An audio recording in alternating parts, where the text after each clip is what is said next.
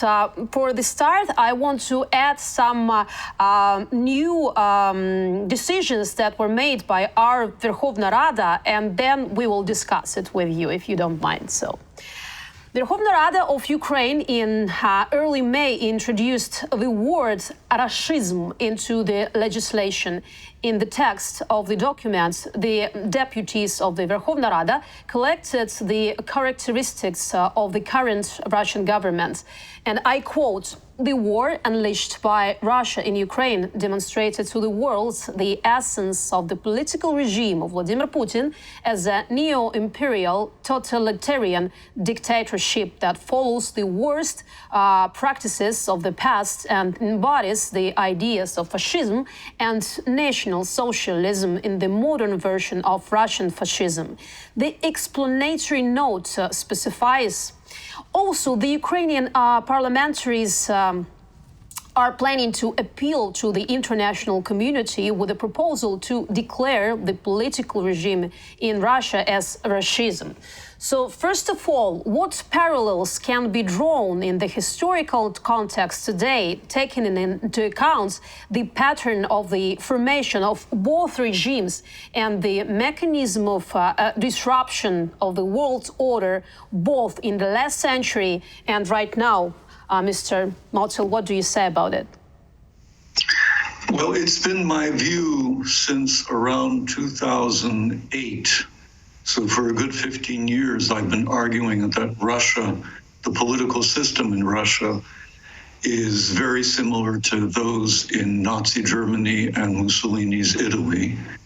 And I've openly called the system fascistoid, which is to say almost fascist. And then around 2015, 2016, I've been arguing that it is actually fascist. And of course, since the war began last year, there is, I think, absolutely no question in my mind, and increasingly in the minds of other academics, that fascism is the correct term for Russia. And of course, Russism is essentially just a combination of those two words, Russian fascism.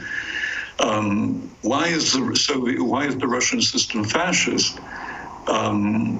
There are various definitions of the word. There's lots of disputation, contention.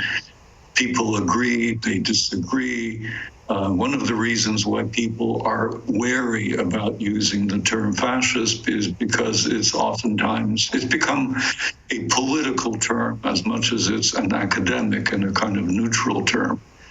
But it seems to me that it's a very legitimate term, and it's a term that describes a particular kind of political system.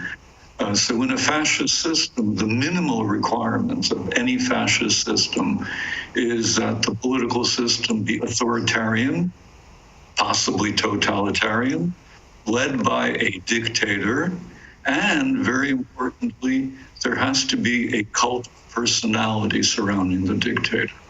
The dictator isn't just some kind of gray personage who happens to be pulling the strings. The dictator presents himself, possibly herself, as somehow the embodiment of the nation, all wise, all vigorous. And if we look at Nazi Germany, we look at Mussolini's Italy, and when we compare those two to Putin's Russia, we find that they all share those characteristics. Now, of course, in some respects, these countries differ in most, but in the key respects, they're actually quite similar. They mobilize people, they're intolerant, they use violence, but that, of course, has everything to do with the fact that they are dictatorial, authoritarian, and totalitarian systems. Now, they also have an inclination. We see that historically in the case of Germany and Italy, and we see that also in the case of the Russian Federation. They have an inclination, indeed a requirement, arguably, to engage in imperialism, to engage in war. Sometimes the war is just a rationale for the dictatorship. It's a justification of the dictatorship. because very often they'll argue that the world is opposed to them. They will argue that they are in possession of some kind of ultimate truth about the nature of reality. And we see that in Italy, Germany, as well as in Russia. But very often, of course, they also have imperial or imperialist agendas. They want to be glorious, be powerful. They want to present an image of glory and power to the world.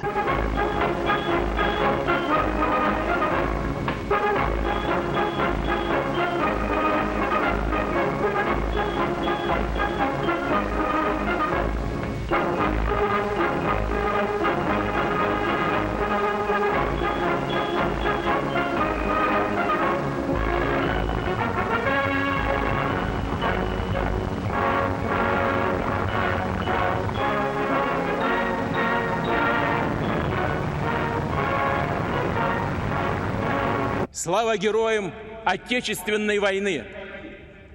Ура!